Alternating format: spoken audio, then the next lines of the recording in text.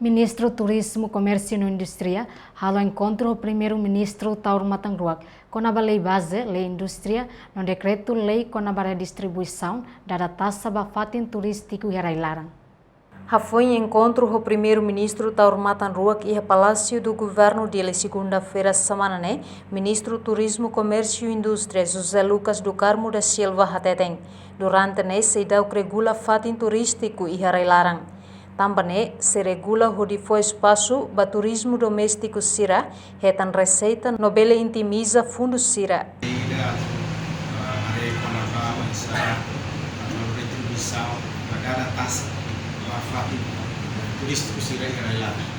E bem que durante né, sudah regula e agora está regula para o espaço para turismo doméstico Sira deve dar receitas e pele utilizar Além de Nenia Moça informa o primeiro-ministro Tauro Matanruak, com a bazogo notariado, babola guling Sira, nebe Ministério Sehalo Fiscalização. Além de se atua bazogo Sira nebe, laiha documentos legal. Atividades recreativas e balo, as atividades jogos, nebe que ia maham Ministério do Turismo, Comércio e Indústria de Niam, nebe a casa jogos nebe que estamos falando, notaria só que nesse bola guling Sira ne ita Ministério regula e halmos fiscalização da Sira e o Ministério mos ia durante o dia de lá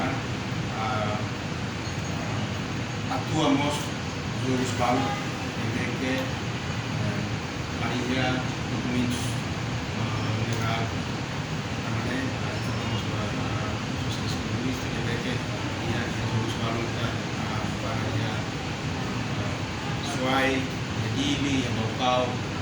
Com a programa Loza para Povo durante né, lá o ela.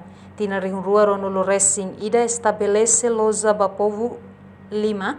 No teu plano, tina né, se oferece Loza Lima para município Sira. Reportagem Marquita da Silva, Televisão Timor Post.